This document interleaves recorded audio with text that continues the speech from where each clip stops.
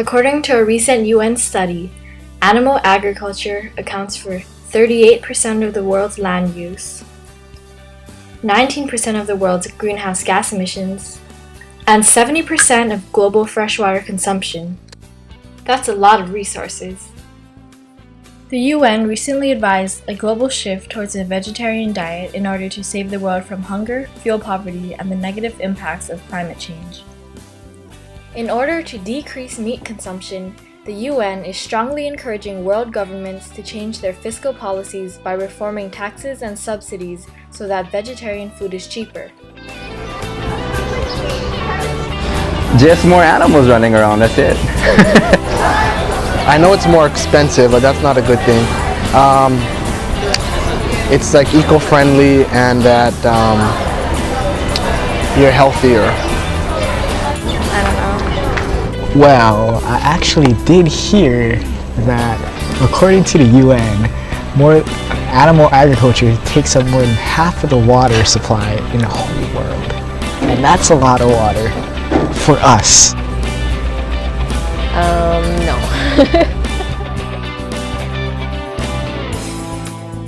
On average, a vegetarian saves 1 acre of trees per year. You would save more water by not eating a pound of California beef than you would by not showering for an entire year. A study by the EPA shows that within the past year, U.S. farms generated over 1.4 billion tons of animal waste, which pollutes American waterways more than all other industrial resources combined. If every American skipped 1 meal of chicken per week and substituted vegetarian foods instead, the CO2 savings would be equivalent to taking more than 500,000 cars off U.S. roads. Compared to a vegetarian's diet, a meat eater's diet is responsible for 7 times the amount of greenhouse gases. The only way to feed the world while reducing climate change is to switch to a more vegetarian diet. Since most people are unaware of the impact their food choices has on the environment, I set out on a mission to change this. For 1 month, I'm going to eat a pescatarian diet. This means that I'm not eating any meat, with the exception of seafood.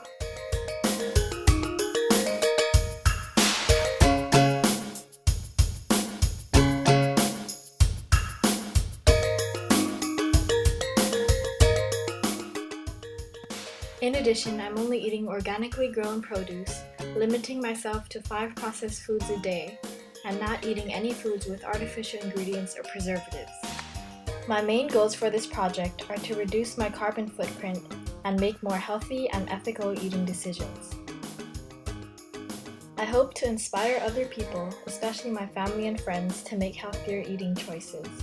I also hope that it motivates them to be more conscious of where their food is coming from, what it's made out of, and the effects that their food choices have on the environment. I probably wouldn't describe myself as a vegetarian or anything like that. I just eat less junk foods and less meat. I stick to meat maybe once a week, and I try to eat a diet higher in fruits and veggies and no dairy. What made you want to change your eating habits?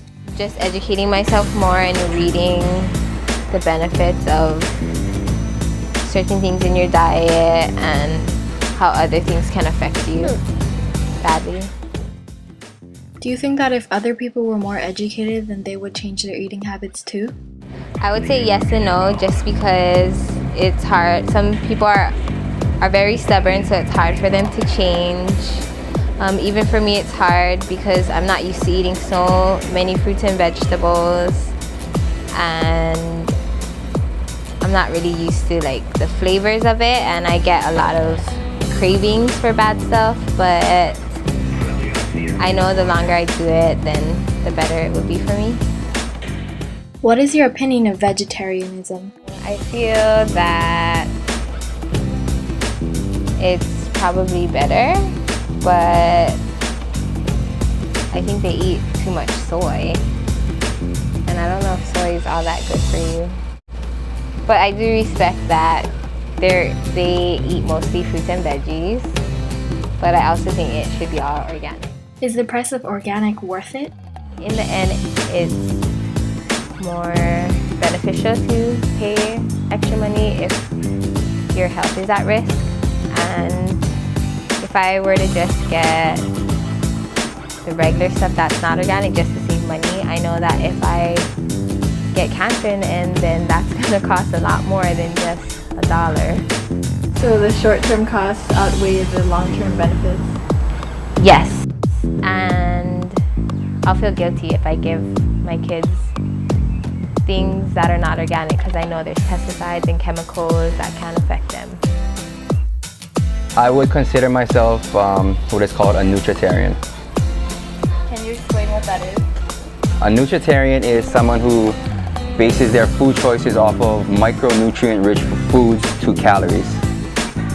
So what I try to do is I try to find the foods that have the most micronutrients with the least calories. So I'll give you an example. So kale, 1 cup of kale has about 28,000 micrograms of nutrients. So that versus a cheeseburger from McDonald's. A cheeseburger has about 3,000 calories, but only 10 to 12 micronutrients that your body uses. So you don't eat meat? No meat. Once in a great while I'll eat meat. What about other animal products like dairy? No. Nothing in dairy is good for you. Nothing in milk is good for you. There's nothing that green plants can give you that can't give you that milk can give you. So a misconception would be, milk is good for your bones, has plenty of calcium, but orange juice has just the same amount of calcium as milk. Why did you become a nutritarian? About a month ago, I went to the doctors and they told me I had high blood pressure. My blood pressure was 146 over 90 or something crazy like that. So he wanted to put me on medication, and I told him I didn't want to do that, so I'm going to try to switch around my diet and see if I could lower it naturally. What were your previous eating habits like? Dang, I would eat anything. Pizza, meat, everything. I didn't really watch what I ate. Do you miss eating meat? Yeah, only when people eat it in front of me. But no, I think in the beginning, the first week, it was super hard. But now it's been a month already. It's kind of easier to go without it. What's the hardest thing about not eating meat? Probably same as last question. Just when people eat it in front of me, I really want to eat it as well. What are people's opinions of you not eating meat? They think I'm crazy. They don't even know what a nutritarian is. I get teased all the time. Have you influenced anyone to change their eating habits? Yeah. Since I went on this diet, my blood pressure lowered to from 146 to 118, which is super good. That's lower than what is recommended. It's supposed to be 120. So, that was just from the diet alone with no medication. So when I tell my friends that, who had the same thing as me, they're kind of overweight, high blood pressure, it's kind of influencing them to do the same thing. Yeah. Is it more expensive to eat a non-meat diet? Not really. I mean, you can find sales, you can go to farmers markets like we do. I would say organic things is more pricey. Just to have that stamp organic on it, they charge $1 or $2 more for everything. Is the extra cost worth the benefits? Is it worth it? Yes, it's your health. I mean, people who eat meat and dairy, even if you read about vegans and vegetarians, vegans have no heart attacks. You never hear of them having heart attacks. There's no high blood pressure. There's no heart problems. So, I mean, if your health is important to you, then yeah, it's very worth it. Remember that you have purchasing power. The need for more farmland and the destruction of natural habitats can be traced to your everyday food choices. Ordinary consumers can help fight climate change by simply eating less animal products.